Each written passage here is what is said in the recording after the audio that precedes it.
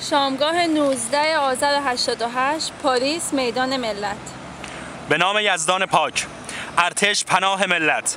در سالهای دفاع مقدس که دوشادوش برادران سپاه از این آب و خاک دفاع می کردیم، در واقع مشغول دفاع از شرف و آبرو و حیثیت و جان و مال ملت ایران بودیم. ارزش کشور هم به دلیل ارزش ملت ایران است.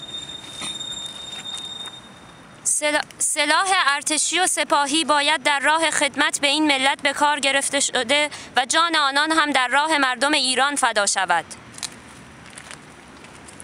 در روزگاری که همدوش برادران سپاهی جان خود را فدای این ملت می کردیم، هرگز گمان نمی بردیم که ممکن است روزی گروهی از سپاهی ها برخلاف خواست بخش اعظم پرسنل صادق و ایثارگر سپاه قدرت سلاح خود را در مقابل این ملت به کار گیرند.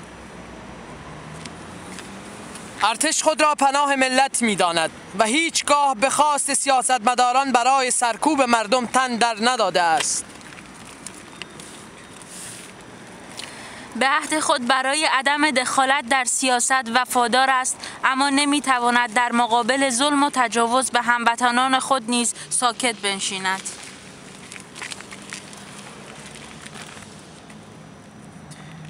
به همین دلیل به آن دسته از تحمیل شدگان به سپاه که دست تجاوز و تعدی به جان و مال و آبرو و ناموس ملت ایران دراز کرده اند و بیش از همه به خون شهدای نیروی مسلح کشور اهم از سپاهی و ارتشی خیانت کرده اند، شدیداً اخطار می‌کنیم که اگر از راه رفته باز نگردند خود را با واکنش جانبرکفان ارتش مواجه خواهند دید.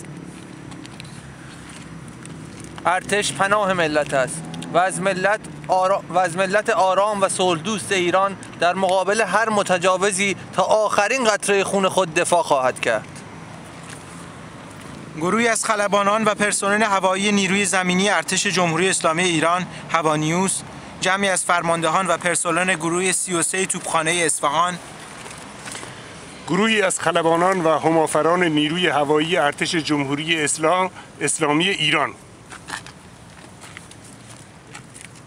جمعی از فرماندهان و پرسنل گروه 33 توپخانه اصفهان، گروهی از خلبان و همافران نیروی هوایی ارتش جمهوری اسلامی ایران، دانشگاه شهید ستاری نیروی هوایی ارتش جمهوری اسلامی ایران، جمعی از پرسنل ستاد فرماندهی نیروی هوایی ارتش جمهوری اسلامی ایران، جمعی از پرسنل مرکز آموزشی پشتیبانی نزاجا، جمعی از اساتید و مسئولان دانشگاه افسری امام علی علیه السلام، جمعی از پرسنل و مسئولین ستاد فرماندهی کل ارتش. ما بیشماریم!